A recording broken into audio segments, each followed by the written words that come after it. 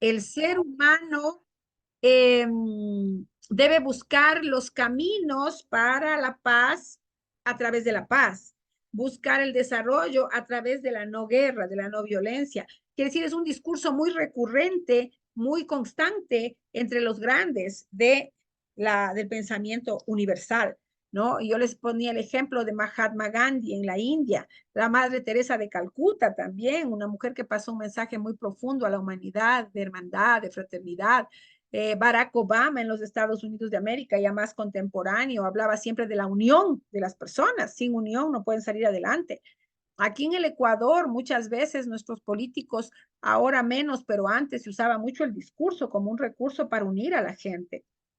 Y me parece que lo esencial es el objetivo que se tiene con la oratoria, que sea un arte para el bien, que sea un arte al servicio del bien y de la paz y no un arte al servicio del mal, como veíamos también que históricamente incluso aparecían figuras como la de Hitler, ¿no? A nivel mundial, conocido, es una figura histórica, negativamente histórica, ¿no? Ha quedado en las páginas negras de la historia su inteligencia, su capacidad oratoria y todo, pero ¿de qué vale, muchachos, si la oratoria es usada para crear odios, crear distancias y crear guerras? No sirve de nada. El complemento de una buena oratoria es que sea usar el discurso para construir un mundo mejor, una sociedad mejor. Tenemos aquí, de un lado, en este cuadro les estoy presentando lo que es un conferencista experimentado, que es lo que sus compañeros están hablando. Y del otro lado tenemos profesionales que hablan bien, pero que no son oradores. Hablan muy bien, pero no son oradores. Y eso quiero que me lea, por favor. Todos atentos. Ahora una mujercita. Vamos con la compañerita Kelly Brusil. ¿Está en sintonía o está adormecida? Ahora con el Sí, frío. Licen, estoy aquí. Gracias, Kelly. Hágame el favor, usted lea esta parte de la derecha donde ya no se habla de un conferencista experimentado, de alguien que sabe de oratoria, que inspira y motiva, sino de profesionales que comunican, que hablan bien. Haga el favor de leer las características de los profesionales que hablan bien. Ya, profesionales que hablan bien. Transmite información, explica dando cátedra, pierde tiempo en detalles innecesarios, frecuentemente aburre, sigue su libreto, usa terminología técnica que aleja al público, es rígido y no se aparta de su presentación, repite conceptos de memoria y es formal. Le molesta lo que interrumpan. Cada 3 minutos logra que el público mire el reloj. Siempre se excede en los tiempos y pasa por alto muchos temas. Deja información, crea la sensación de no haber entendido nada y lo aplaude en 10 segundos y se va. Entonces, ¿quién es inspirador? ¿El conferencista experimentado o el profesional que habla bien? El conferencista experimentado. El conferencista experimentado. Porque ese tiene carisma, ese tiene elocuencia, ese tiene pasión en la palabra, ese emociona cuando habla, ese nos hace que continuemos atendiéndolo. ¿Cuántas veces hemos ido a conferencias, muchachos?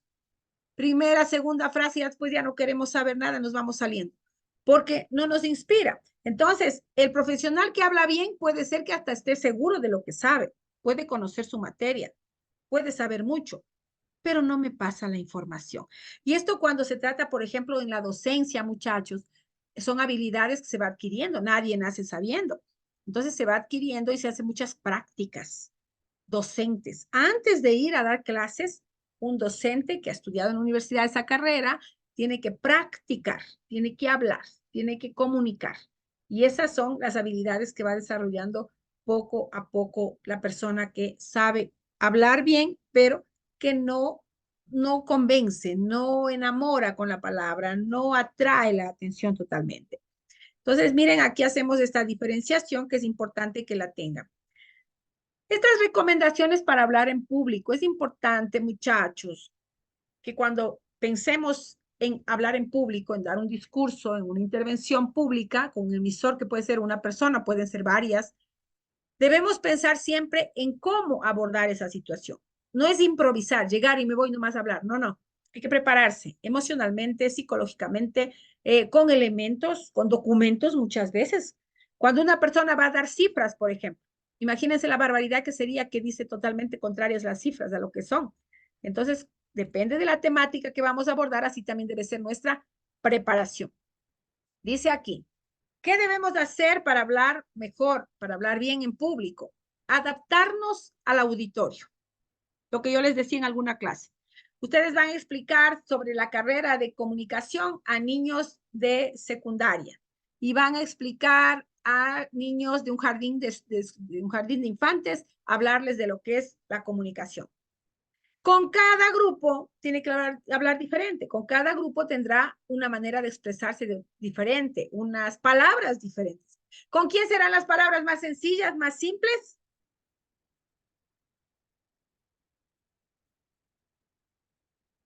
En este caso que yo les presento. Con los niños más pequeños. Con los niños más chiquitos, muchísimas gracias. Incluso utilizando juegos como elementos de enganche, ¿no? Porque los niños fácilmente pierden la atención. Por eso es que ustedes pueden asistir a 2 horas de clase. Los niños chiquitos es menos de 1 hora de clase cada materia. ¿Por qué? Porque se cansan. Se cansan por más que les guste, por más que pongan atención, se cansan. Articular con claridad y precisión. Pronunciar las palabras adecuadamente. Incluso, muchachos, ustedes que son del área de comunicación, hay un ejercicio muy común entre la gente de comunicación que es ponerse frente a un espejo y pronunciar las palabras una por una. De esa manera es como usted se está viendo y va usted mismo corrigiéndose. Adecuar el volumen de voz al entorno es fundamental. ¿Quién me da un ejemplo de esto, por favor? Adecuar el volumen de voz al entorno, a la situación, al lugar. ¿Quién me da un ejemplo de cómo hacemos eso? Adaptarnos como por ejemplo puede ser un auditorio, Ya en un en un salón espacio, grande. Sí, le oigo, mijo. sea un espacio cerrado donde donde se pueda controlar el ruido al momento de hablar también. Exacto, sí. A eso le llaman acústica, ¿no? Hay lugares que tienen acústica y hay lugares que no tienen acústica. Donde no hay acústica, donde el sonido no se concentra, podemos estar gritando y más bien en vez de llegar la palabra bien articulada, puede llegar un ruido, ¿no? Ciérrenme un micrófono que está por ahí. ¿En qué? ¿En cuanto que cuando nosotros hablamos en espacios que ya conocemos, calculamos, como que organizamos las ideas, vamos a utilizar el volumen adecuado para cada sector. La comunicación es un acto pensado. La comunicación es un acto que permite transmitir ideas, sentimientos, emociones, pero al mismo tiempo ubicarnos en tiempo y espacio, ¿no? Controlar el tiempo de la intervención. A veces le dicen usted habla 2 horas, a veces le dice usted va a hablar 1 hora, a veces le dice usted habla 7 minutos. Por ejemplo, en las Naciones Unidas, muchas veces el protocolo manda que cada presidente hable 7 minutos. Si ya me dicen, y yo soy un presidente, que tengo que hablar solo 7 minutos, lógicamente yo ya comenzaré a cerrar mi discurso en el minuto 6 para que al final pueda cerrarlo adecuadamente con habilidad comunicativa, ¿no?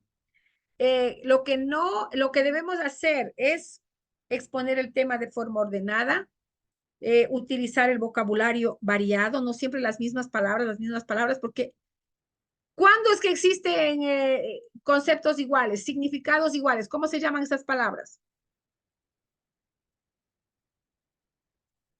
Los que tienen significados igual, muchachos. Sinónimos. Los sinónimos, Derek, muchísimas gracias. Entonces, si yo ya sé sinónimo de cielo, que es firmamento o lo etéreo, en un discurso no utilizaré siempre cielo, cielo, cielo, pues voy a buscar las otras palabras que significan lo mismo y voy a diversificar mi discurso, va a ser un discurso rico en palabras. Es importante también no abusar de las muletillas. Nosotros las personas utilizamos expresiones a veces por nerviosismo, por miedo, por inseguridad. Entonces estoy hablando y a cada rato. Entonces, esa es una muletilla, es algo, un recurso que utilizo cuando no sé qué voy a decir después. Es importante utilizar un vocabulario adecuado, mostrarnos de una forma natural, accesible al público. Cuanto más sencillo usted parezca, cuanto más cercano al público, más va a conseguir éxito cuando ellos están escuchándolo. Si usted cae mal, no le escucha a nadie, peor un auditorio, ¿no? Intentar mantener una exposición fluida. ¿Qué no debemos hacer? Hablar sin conocer el tema. Muchachos, si no se sabe, no se habla, decían nuestros mayores. Exponer las ideas de una forma desordenada, ser demagogos quiere decir siempre decir que por mi lado todo está bueno y por el lado de usted está malo, por eso yo soy el ejemplo. Ser pedantes, ser pesados, eso es algo que se identifica rápido y la gente si le siente pedante, pesado, se va, no va a escucharle. Utilizar muchas palabras para no decir nada. Eso no debemos hacer. Hay gente que habla, habla, habla, habla y al final no entendimos nada del mensaje final. Hablar de un tema sin haber concluido el otro. Debemos nosotros tener todos los temas concatenados. Si voy a utilizar un ejemplo que sea parecido a esta relación que estoy en este momento teniendo, esta relación de emisor-receptor. Si voy a dar un consejo que tenga también relación con el contexto. Siempre vamos a ir, muchachos, a este elemento muy importante que es contextualizar. Saber de dónde viene y saber a dónde va su mensaje. El desarrollo de una buena oratoria es fundamental para los profesionales de los diferentes campos. No solamente, muchachos, para los gente, a veces dicen, los de comunicación, los que van a ser profesores, los de, por tanto, los de pedagogía, ellos necesitan, no. ¿Por qué todo el mundo necesitamos saber comunicar y hasta desarrollar habilidades de oratoria, muchachos? ¿Por qué será? Porque muchas veces necesitamos explicar o analizar algo frente a algún público o incluso frente a nuestra familia, amigos, y Así no es. vamos a estar como que con trabas o como repitiendo la misma y la misma palabra una y otra vez. Correcto, Derek. Muy bien. Porque todos vivimos en un medio social y dada una u otra circunstancia, siempre vamos a utilizar la palabra como mecanismo de construcción de una nueva sociedad, como mecanismo de libertad, de igualdad, de respeto. Es a través de la palabra que pasa todo, muchachos. A través de la palabra sabemos lo que sienten las personas, lo que odian las personas. A través de la palabra sabemos qué les inspira, qué no les gusta, qué les gusta. Por tanto, miren el poder tan grande que tiene la palabra. Eh, Esto de saber dar un discurso no es algo solamente con que se nace. Hay gente que sí, que desde chiquitico usted le ve, dice, este va a ser un gran orador, este va a ser un gran abogado. Hay niños que ya tienen esas aptitudes, pero hay que estudiar, hay que prepararse, hay que perfeccionar, ¿no? Mire, por ejemplo, Carapaz, campeón olímpico de ciclismo. Y podría decir, como soy campeón olímpico, ya no entreno. ¿Por qué entrena Carapaz y sigue entrenando, muchachos, si ya es campeón olímpico? Para seguir mejorando día a día más. Claro, porque las barreras no son hasta aquí nomás. Cada día se van ampliando las barreras, se va abriendo el camino y tenemos que aprender mucho más con las otras personas. Entonces, en la oratoria es igual, perfeccionar. ¿Cuál creen que será un buen recurso, un buen elemento para mejorar yo como orador, para mejorar en mi manera de comunicarme con las demás personas? ¿Qué consejo darían? ¿Qué sería bueno?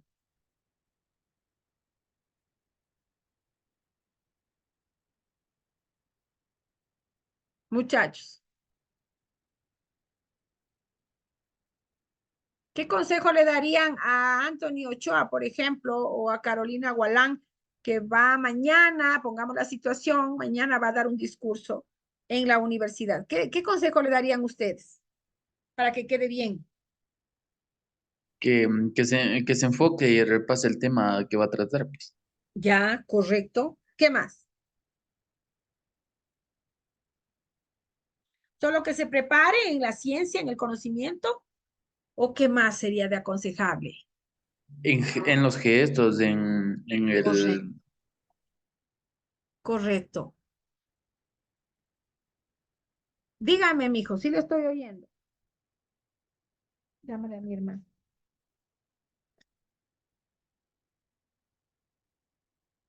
¿Sí me están escuchando, muchachos? Sí, licenciado. Ya. En los gestos, como dice su compañero, ¿cómo se llaman los gestos, la mímica? Llámale, dile que estoy en clase. ¿Cómo se llama todo ese conjunto de elementos, muchachos? Los Lenguaje gestos, corporal. el lenguaje corporal, la expresión corporal, el código no verbal. Esas tres expresiones significan lo mismo, no son sinónimos. Las mejores técnicas para hablar en público. Actuar con naturalidad. Voy a hablar en público, voy a dar un discurso, pero tengo que actuar con naturalidad. ¿Qué significa eso, muchachos? Actuar con naturalidad.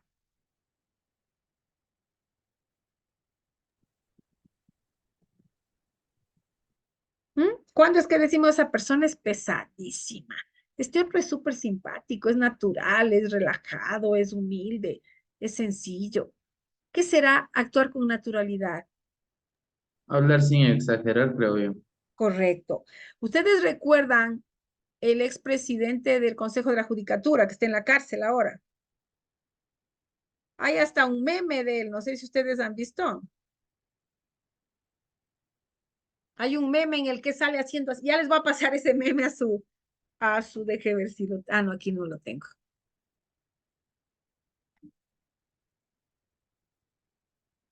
¿No han visto el meme de él moviendo las manos que hace así, así, así?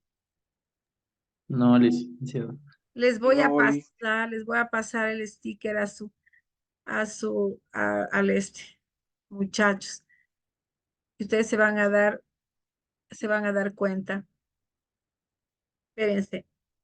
¿En dónde tengo eso? No, no lo tengo aquí. Pero bueno, él hace así para hablar con elocuencia, según él, ¿no? Y mueve las manos y dice un montón de cosas. Entonces, era demasiado exagerado y a la gente le caía mal eso. Decía, ay, qué exagerado que es. Es una persona que exagera mucho, mueve mucho las manos, gesticula, tuerce la boca. Y en vez de caer bien, cae mal eso, ¿no? Entonces, ser lo más natural posible, lo más normal en la comunicación es lo ideal. Identificar a la audiencia, conocer al público. Dígame, Oscar. Va a ponerse nervioso el licenciado y hablar con un tono de voz normal. Con voz normal, exactamente. Natural, no exagerar. A veces, hasta por ponerse en esa postura totalmente No fuera de pausa, lo que él es, no pausa. ¿sí?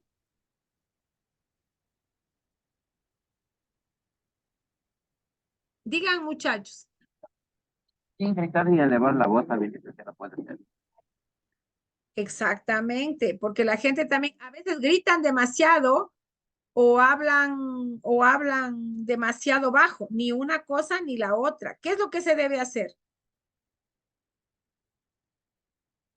muchachos?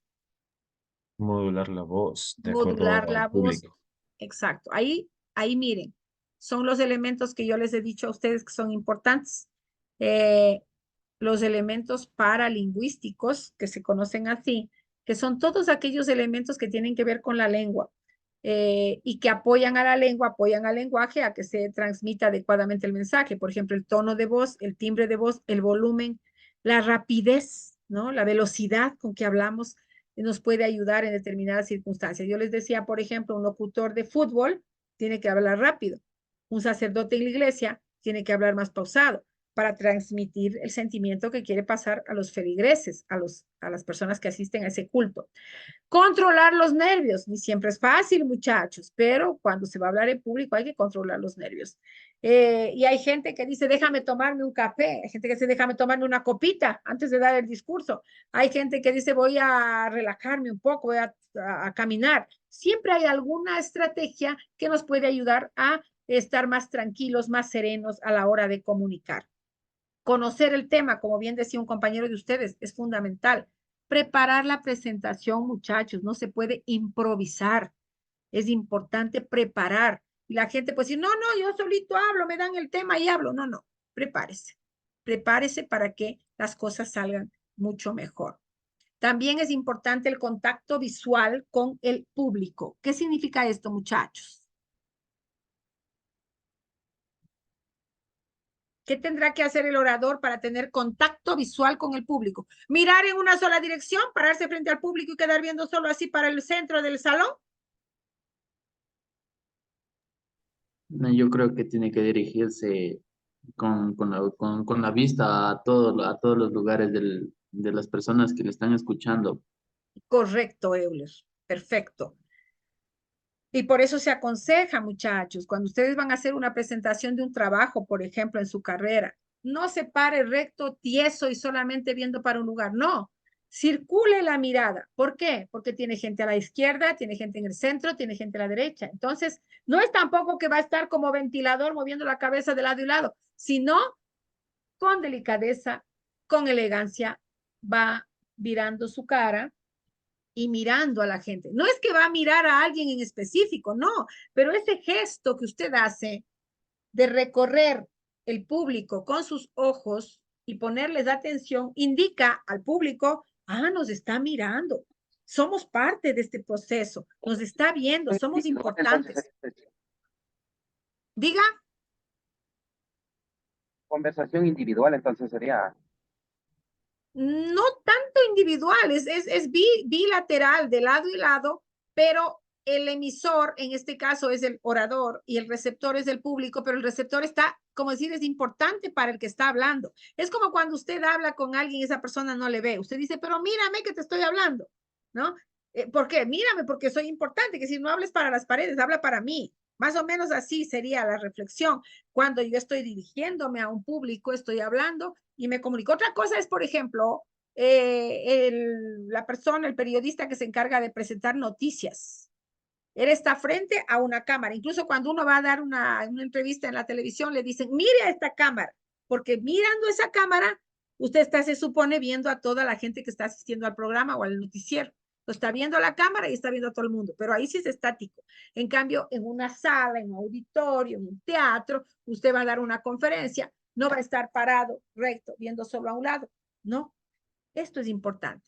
Este movimiento, esta gesticulación, este dominio del arte de la oratoria, que es comunicar que todos son importantes, que a todos los estoy mirando, aunque no sepan ni quiénes son, pero todos ustedes me interesan, por eso les hablo. Y hay unos que utilizan mucho, alguien que usaba mucho esta técnica que algunos le dicen la técnica del ventilador, era Barack Obama o es Barack Obama. Él habla y mira a la gente y pone el codo en la mesa, en la tril donde está hablando y nuevamente, y como que les llama la atención y les dice, a ver, díganme, ¿qué quieren ustedes? Es muy bonita esa técnica, pero atención, no es para cualquiera. Hay gente que la utiliza con habilidad, pero va un desorientado que no sabe bien lo que está diciendo ni está haciendo y comienza así, en vez de causar admiración, puede causar hasta risa, ¿no? Podemos hasta reírnos, y es por eso que mucha gente asiste a determinados discursos y dicen, qué fatal, yo me moría de vergüenza de oír a esa persona, yo tenía vergüenza ajena, dice la gente, ¿no? ¿Por qué? Porque vemos que se desubicó, que no tenía conocimiento de lo que hablaba, que no estaba bien preparado y la persona falla en la comunicación.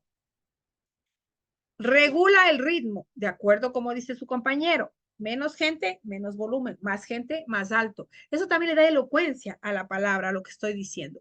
Siempre es importante aclarar todos los temas que usted va a tratar en la clase, en el evento, en la conferencia, porque puede ser que por ahí, al final, hacen una sesión de preguntas y respuestas. Y si usted no sabe, ¿cómo queda? Entonces, la preparación es fundamental. El mensaje verbal apenas participa en la comunicación. Lo que más comunica, miren muchachos, acá a la izquierda, el lenguaje corporal, fundamental. El lenguaje paraverbal, quiere decir el tono de voz, el timbre, etcétera. Y el lenguaje verbal es la palabra, 7%. Y mire, entonces, ¿qué comunica más? ¿La palabra hablada o los gestos, las actitudes, las miradas, la postura? Los gestos, la mirada. Exacto, el código no verbal. Y concluyendo esta temática de hoy, reflexionemos sobre esta frase. Las palabras no se las lleva el viento. Las palabras tienen poder. Curan o hieren a una persona. Medita sabiamente antes de hablar, porque a veces quedarse callado es la mejor opción. Di algo, si vas a decir algo, di algo que construya, no que destruya. Di algo que sane, no que hiera. El poder de las palabras, ¿no? El poder es tan grande que usted puede transformar la vida de una persona con palabras. cuando usted a una niña le dice, tú puedes participar en un evento, por ejemplo, de carreras, de atletismo. Tú puedes, tú eres buenaza, tú vas a ser campeona.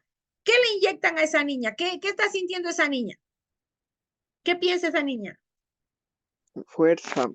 Exacto, muy bien, fuerza, esperanza, coraje. Dice, yo sí puedo, confían en mí, no los puedo defraudar, yo sí soy buena. Pero ¿qué pasa en muchas casas? Y es un gran error y que la psicología actual a veces también ayuda a que la gente un poco salga de esa oscuridad. Cuando a un niño le dicen, tú eres bruto, tú eres estúpido, tú no puedes nada, tú no vas a sacar buena nota. El niño se mete en la cabeza que él no sirve. Y aunque sea inteligente, si no tiene el suficiente acompañamiento emocional, el cariño, el afecto en la casa, él puede pensar que en verdad no sirve. Entonces, ¿dónde está el problema? Aquí en la cabeza. ¿Dónde está la limitación? No está en él, está en lo que le metieron en la cabeza.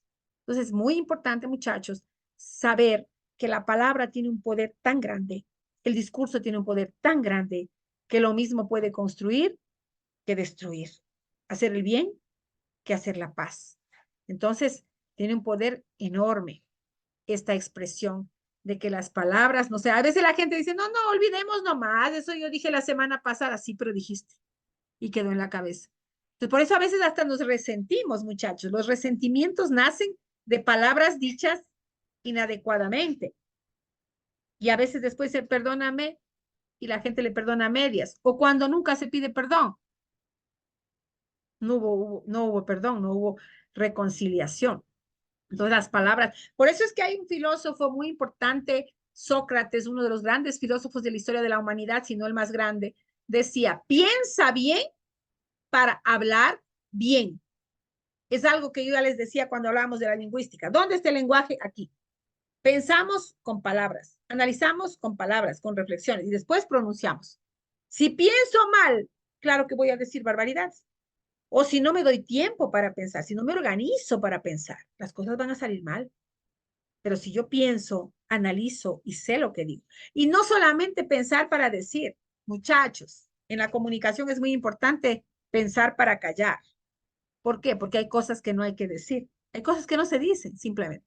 ¿Por qué? Porque puede generar todo este proceso de destrucción del que nos habla esta frase.